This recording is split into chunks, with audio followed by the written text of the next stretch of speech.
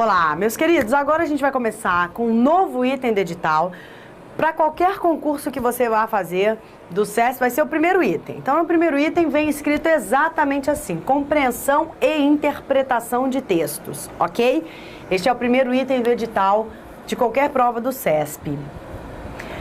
O que eu costumo falar para os alunos é o seguinte: você já reparou por que no edital vem escrito compreensão e interpretação?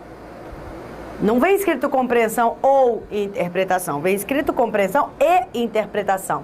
Você já sabe que isso é uma conjunção aditiva, logo ela está somando eventos. Portanto, compreensão e interpretação são coisas diferentes.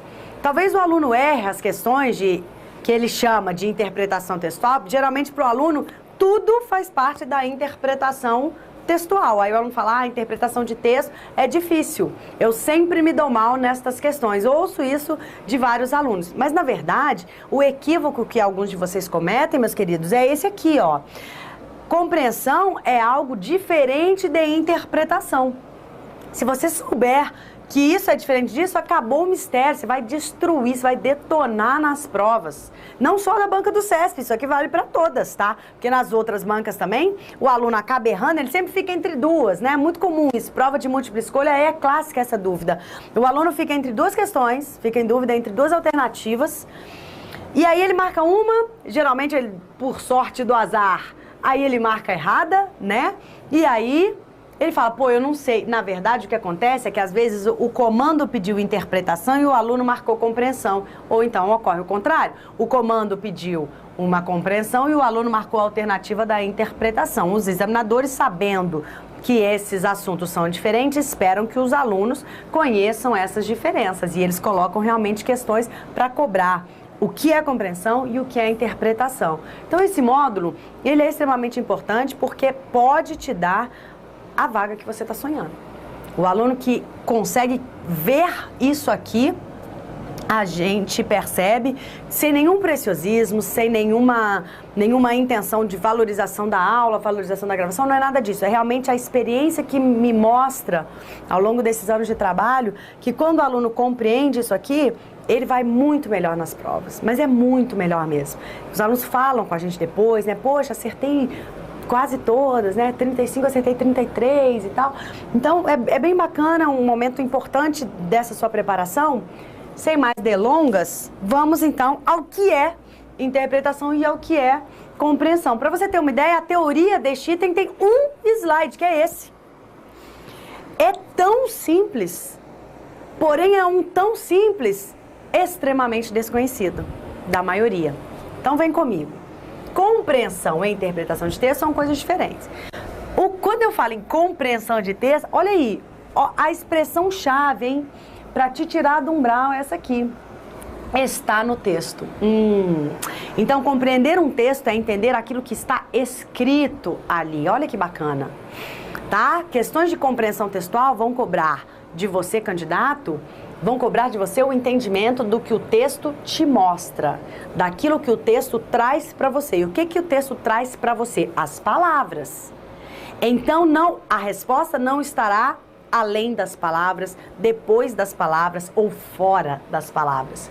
A resposta de uma questão que cobra compreensão estará nas palavras. Sendo assim, os comandos vão girar em torno de comandos com essa estrutura. Olha lá, segundo o texto, ou de acordo com o texto, ou conforme o texto, ou simplesmente no texto. Eu coloquei 3 exemplos, 4 ali na interpretação, mas assim, eu poderia te dar uma série de exemplos com comandos diferentes. O importante é você perguntar: o verbo que está aqui, o comando que está aqui, ele me remete para o texto? Se sim, o examinador está cobrando de você a compreensão. Se não, né, se ele me pede para concluir, para depreender, aí ele está cobrando de você interpretação. A compreensão também é chamada de intelecção, mas pouquíssimas são as bancas que apresentam essa palavra nos seus editais e nas próprias provas, tá? Só quero que a partir de agora você nunca mais ache que interpretação de texto é uma coisa só. Não. Quando a gente fala em interpretação de texto para concurso, você pode pegar todos os editais. Você é que não se atentou para isso.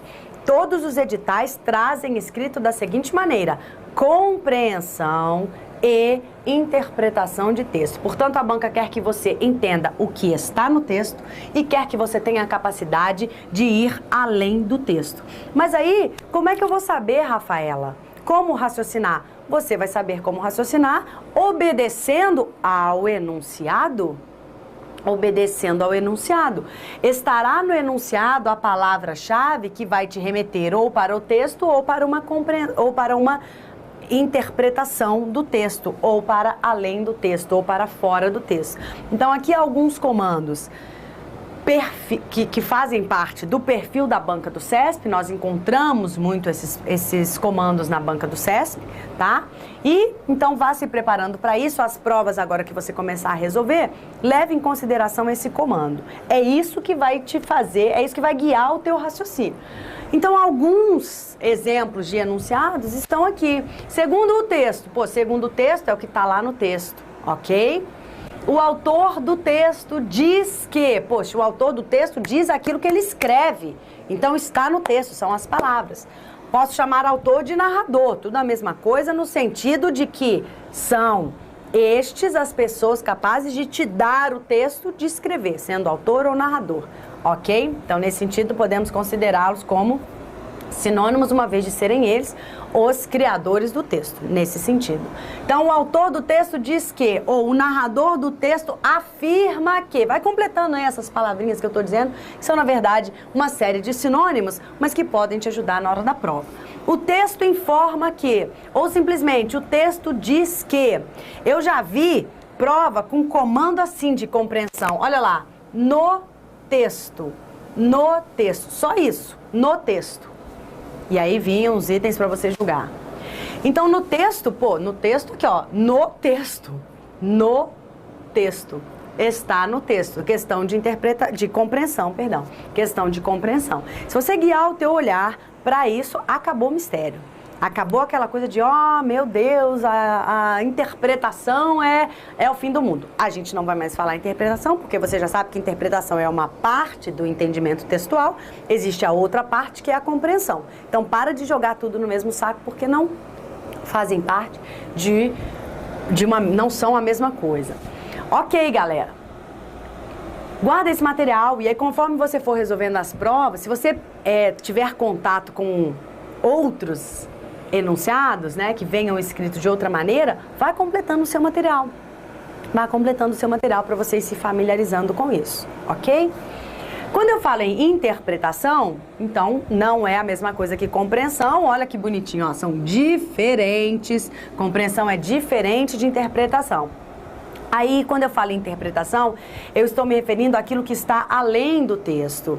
Aquilo que extrapola, eu não vou falar porque extrapola é um vício, mas é aquilo que vai além das fronteiras das palavras. E aquilo que vai além das fronteiras das palavras, mas que com sentido em relação ao texto, te permitem concluir. Entendeu? Essas relações te permite entender as relações do texto, te permite depreender, inferir. Aí essas palavras são também sinônimos agora. Depreende-se do texto, infere-se do texto, pode-se deduzir do texto, conclui-se do texto que blá, blá, blá. Aí são questões de interpretação. Observem alguns exemplos aqui de comandos que trazem comando de interpretação, né? Que trazem essa ordem. Depreende-se do texto, infere-se do texto, conclui-se do texto. A UNB adora, né? CESP, ó, infere-se. O aluno que não sabia o que era infere-se, quando ele começa a fazer prova do CESP, ele conhece essa nova palavra, que ela usa demais da conta. Inferência é isso. Inferência é uma dedução, é uma conclusão, é algo que você pode entender, né, a partir de. Então, esse é um tipo de comando. Olha outro tipo de comando. O texto permite deduzir que. É uma conclusão que você faz a respeito daquilo que está lá. Mas não é necessariamente aquilo que está lá. Está além daquilo. Está fora do texto. É possível subentender-se a partir do texto. Olha lá. A partir do texto. Olha, a partir do texto é que não fica somente no texto. Está além do texto. Esse aqui também. Qual é a intenção do autor quando afirma que, qual é você compreender a intenção do autor quando ele faz uma afirmação é você estar quase que na cabeça do autor. Quase que na cabeça do autor. Né? Entender a intenção dele quando ele afirma. Cuidado, você, olha só, ó o detalhe, hein? Se eu perguntar para você entender o que o autor afirma, é então compreender o texto. Porque o que o autor afirma não está no texto? Sim, né? Então você compreender, você ser capaz de dizer o que o autor afirma, você ser capaz de julgar se o que o autor afirma é coerente ou não, está certo ou errado naquele item. Então, se o autor afirma, é porque o autor escreveu no texto aquilo. E se o autor escreveu, está no texto. Então, se eu pedir para você entender o que o autor afirma, tanto é que aqui eu posso falar, ó, o texto informa que, eu poderia também falar, olha lá, o autor afirma que. O autor afirma que. Se o comando é só o autor afirma, ora, é a voz do autor. O que o autor falou? E o que o autor falou está no texto. Ele só tem as palavras para falar com a gente. Então, o autor afirma que é comando também de compreensão. Só que esse, eu não estou perguntando o que o autor afirma, eu estou perguntando, ou melhor, eu não, né? O CESP. O CESP está perguntando qual é a intenção do autor quando afirma que o Brasil é um país desigual. Beleza. Aí ele tem uma intenção, e essa intenção é a conclusão a que você chega. Ah, ele quer provocar uma reflexão no leitor, ele quer criticar os políticos, ele quer extravasar e fazer uma catarse, colocar para fora os seus sentimentos. Aí, obviamente, de acordo com a estrutura do texto, você será capaz de fazer as corretas deduções. Então, a palavra-chave é atenção. A teoria, juro por Deus, a teoria de compreensão e interpretação do texto é um slide. É isso aqui a teoria. Professora, matéria dada? Agora vamos fazer um exercício que mostre como aplicar isso aqui do ponto de vista prático, mas sem mistérios. Poxa, aí você pode pensar assim, poxa, mas realmente, né, é tão fácil. Sim, o problema é que isso aqui não é muito bem trabalhado, não se torna muito conhecido para vários alunos, o que é uma pena, né? Porque aí são questões erradas por bobeira. Então é isso, tá aí a teoria, né, do item do edital. Professora, tem 3 minutos de aula, mas acabou, a teoria é essa. Vamos praticar. Olha só, uma questão que já apareceu em prova, inclusive, do CESP. O slide está assim, para você poder seguir comigo, ver o que está maior aí, ou o vídeo ou o seu material, tá? Esse espaço em branco aqui a gente vai também utilizar. Ok. Então, eu vou ler o texto. Eu não me lembro, isso aqui eu acho que foi o Ministério de alguma coisa do CESP, eu não me lembro da referência, mas é uma referência de prova do CESP. Mas é múltipla escolha, mas o CESP também trabalha com múltipla escolha. Claro que a maior parte das provas são de itens, certo e errado, mas algumas vezes aparecem questões também de múltipla escolha, dependendo da banca, né? Dependendo do concurso. Ok? O que importa é que é o perfil da banca. É isso que nos interessa. Então, vamos ler o texto. O Programa Nacional de Desenvolvimento... mentira, antes de ler o texto, calma, muita hora nessa calma. A primeira coisa que eu tenho para falar para você é o seguinte, o aluno pega o texto na hora da prova e ele já começa a ficar ansioso, aí ele já pega a sua caneta e já quer sublinhar, rabiscar. Olha, eu sugiro que você não faça isso, vamos com calma. Ler um texto é simplesmente ler um texto. Não é rabiscar o texto. Mas eu não tenho que fazer isso? Tem, em uma segunda leitura. Eu sugiro a você uma metodologia para você resolver questões de interpretação. Você vai ler todos os textos que aparecerem na sua prova. Você vai fazer uma primeira leitura sem lápis e caneta na mão. Vou deixar a minha aqui também, tá? Sem lápis e caneta na mão. A gente faz essa primeira leitura, dando as entonações corretas nas vírgulas, dando as entonações corretas nas pontuações, valorizando adjetivos, valorizando advérbios, já que são palavras que valorizam substantivos.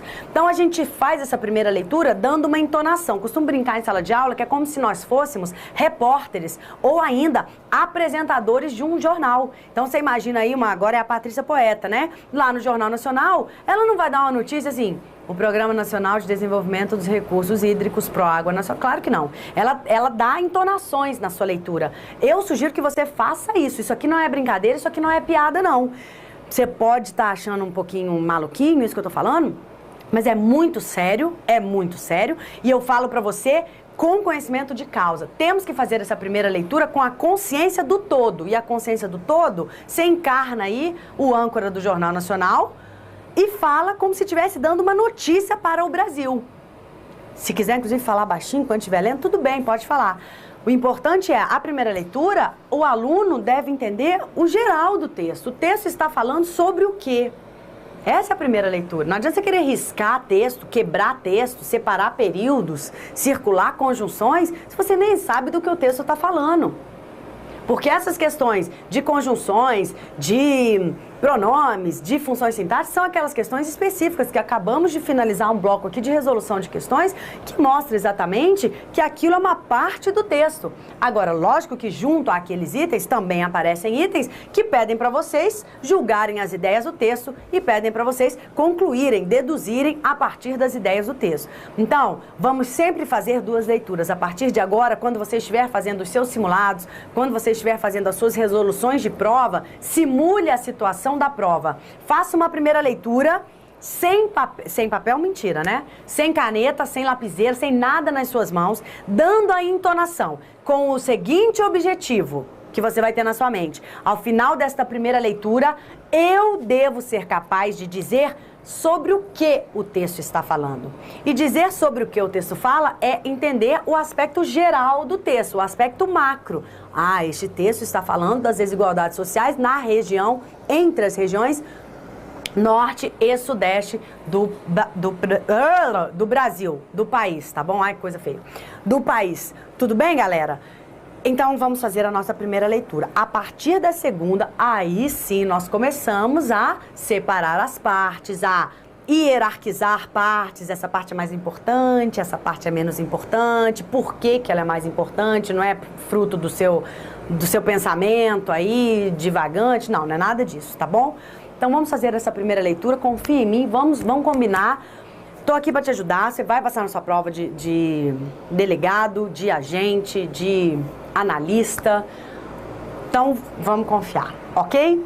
Vamos fazer a primeira leitura então. Se você quiser, você até pausa o vídeo, faz a sua leitura e depois você compara com a minha. Claro, né? Não é que a minha é perfeita, claro que não, mas só para você entender qual é a sugestão que eu estou dando a você. Pausa, lê desse jeito que eu te falei, a lá a Patrícia Poeta, a lá o William Bonner, e depois assiste aqui a minha leitura, beleza? Então vou começar a ler. Meio que a lá a Patrícia Poeta, tá? O Programa Nacional de Desenvolvimento dos Recursos Hídricos, o PROÁGUA Nacional, é um programa do governo brasileiro financiado pelo Banco Mundial. O programa originou-se da exitosa experiência do PROÁGUA semiárido e mantém sua missão estruturante, com ênfase no fortalecimento institucional de todos os atores envolvidos com a gestão dos recursos hídricos no Brasil e na implantação das infraestruturas hídricas viáveis do ponto de vista técnico, financeiro, econômico, ambiental e social, promovendo assim o uso racional dos recursos hídricos. Ok, meninos e meninas, fizemos a nossa primeira leitura. Tranquilo, é mais ou menos essa, a ideia é mais ou menos essa. Fiz a minha primeira leitura, agora parto para a segunda, separando. Terminei a primeira leitura. Sou capaz de dizer sobre o que o texto fala? Sim, o texto está falando sobre um programa de gestão dos recursos hídricos, né, que foi implantado no Brasil. Pronto, essa é a ideia geral. Existe um programa de gestão, de desenvolvimento dos recursos hídricos que foi implantado no Brasil. Ok. E que tem sido, na primeira leitura já conseguimos perceber que isso tem sido positivo. Agora vamos aos detalhes desse texto então, para a nossa segunda leitura. Agora vale a pena eu separar períodos, eu perceber como é que os períodos se relacionam, as conjunções, etc. Então acompanhem comigo como é que eu faço aqui, ó. O Programa Nacional de Desenvolvimento dos Recursos Hídricos, PROÁGUA Nacional, até aqui só me deu o nome, correto? agora eu tenho uma característica, uma informação a respeito dele. É um programa do governo brasileiro financiado pelo Banco Mundial. Portanto, nessa parte aqui do slide, dedicado ao que eu chamo de fluxograma, não sei nem se essa palavra é a melhor, mas a ideia é esquematizar essa tessitura. Texto vem do latim, textos, né, de tecer, de tecido. Então, essa tessitura, essa rede de palavras, eu vou separar em partes e eu vou fazer esquemas que me permitam uma visualização mais esquemática do que está escrito aqui. Às vezes, alguns alunos me perguntam, em aulas presenciais, professora, eu não vou perder tempo fazendo isso? Meu querido, de forma alguma. De forma alguma você vai perder tempo. Primeiro, porque aqui você vai fazer um esquema. Você não vai escrever todo o texto. Segundo, que você vai encontrar várias questões sobre aquele texto. Às vezes, ao final da prova, você encontra uma questão que compara os 3 textos presentes na prova. Se você tem a estrutura de cada texto, isso te facilita nos momentos em que você tem que fazer a remissão ao texto, isso te facilita nos momentos em que você tem que julgar os itens. Você já tem aquele esquema, você já tem aquele desenho fotográfico do texto. É isso que nós vamos tentar fazer a partir de agora, colocando as informações essenciais em forma de esquema e, obviamente, sem escrever tudo. Abrevia. Ah, eu não sei abreviar. Inventa. Faz a abreviação que você conseguir entender aí. Vamos lá. Então, nesse primeiro momento, ela me dá o texto me dá o nome do programa. O nome do programa é Proágua. Proágua, aqui ó, nacional. Não é isso? Ó, Proágua Nacional é o nome do programa. Ok? Aí eu já tenho uma característica. É um programa do governo brasileiro financiado pelo Banco Mundial. Beleza? Então, tem uma primeira característica aqui. Quem financiou o Proágua Nacional? O Banco Mundial. Aí, ó, esqueminha. Tranquilo? Meu primeiro período foi. Aí ele me dá uma outra informação importante, olha só. O programa originou-se... Então, qual que é a origem do Proágua Nacional? Ele vai me falar, ó, origem. Originou-se da exitosa experiência do Proágua semiárido. É a primeira informação. Qual é a origem do Proágua Nacional? Origem, tá lá, ó, Proágua semiárido. Isso está no texto, não é isso? Proágua, olha lá, semiárido. E ele me diz também, olha a importância agora dos adjetivos no meu texto. Ele me diz também que a experiência, aqui está digitado errado, né? Experiência do Proágua semiárido foi uma experiência exitosa. Você não busca o êxito no seu concurso, então o êxito é você alcançar, ter êxito, realizar, alcançar. Então a experiência do Proágua semiárido foi uma experiência positiva, tá? Positiva, eu tô fazendo um esquema, não vou sair por aí escrevendo tudo o que tá lá. Por isso o maisinho para representar o positivo. Aí ele me dá uma outra informação acerca do Proágua Nacional. A primeira informação é de onde ele se originou e a segunda informação é a de que ele mantém a sua missão estruturante, ok? Então o Proágua Nacional tem a origem no Proágua semiárido e ele tem a mesma missão estruturante. Ele tem a mesma missão estruturante do Proágua semiárido. Qual missão estruturante é essa? Vamos lá, ó. Com ênfase, agora ele começa a me falar qual é a missão. Olha lá, como é que é essa missão, né? Como é que é essa missão? É uma missão aqui, ó, com ênfase no fortalecimento institucional de quem? De todos os atores envolvidos com a gestão dos recursos hídricos no Brasil. Ponto. Então, mantenha a sua missão estruturante. Olha aqui, qual que é a missão estruturante? Agora eu estou caracterizando a missão estruturante. Ela enfatiza, então, ênfase o quê? No fortalecimento institucional. Então, ênfase nas instituições. Nas instituições, de todos os atores envolvidos com a gestão dos recursos hídricos. Então, nas instituições gestoras dos recursos hídricos, não é? ênfase nas instituições gestoras dos recursos hídricos. Beleza? Tá? Primeira característica. Gravatinha aqui, para diferenciar da bolotinha ali, porque são outros aspectos. Com ênfase na... Espera aí que eu me perdi, perdão. Com ênfase no fortalecimento institucional de todos os atores, né, envolvidos com a gestão, e com ênfase na implantação de infraestruturas hídricas viáveis. Então, ó, tem ênfase aqui, ó, vamos fazer diferente, né?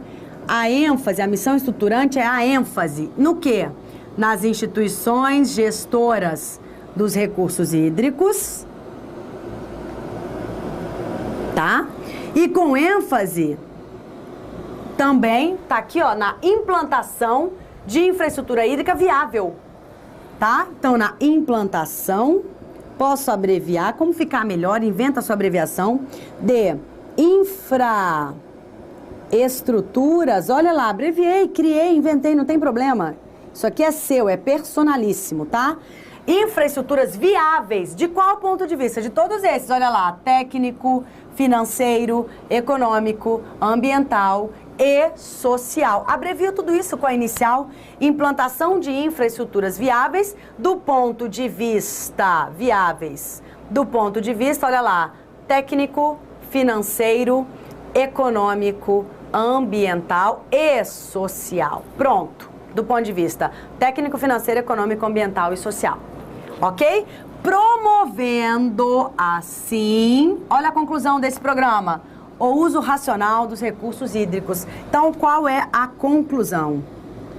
Ó o fim, olha o atingimento. Conclusão, ele promove, sim, tá aqui, ó, conclusão, ele consegue, ele promove o uso racional dos recursos hídricos.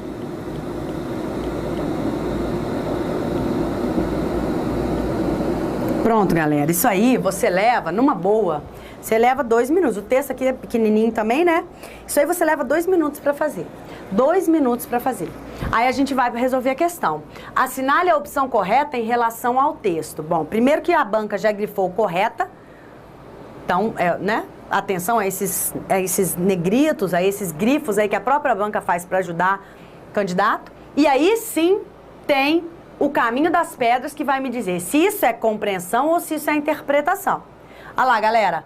Quando eu digo assinale a opção correta em relação ao texto, este é um comando de compreensão ou interpretação. Ficarei feliz se você disser do outro lado da lente compreensão, professora. Isso vai ser suave aos meus ouvidos, porque está correto. Esta é uma questão de compreensão. Quando ele disser em relação ao texto é, olha para o texto, candidato, é no texto, candidato, é não viaja, candidato. O que eu quero de você está aqui, nestas palavras.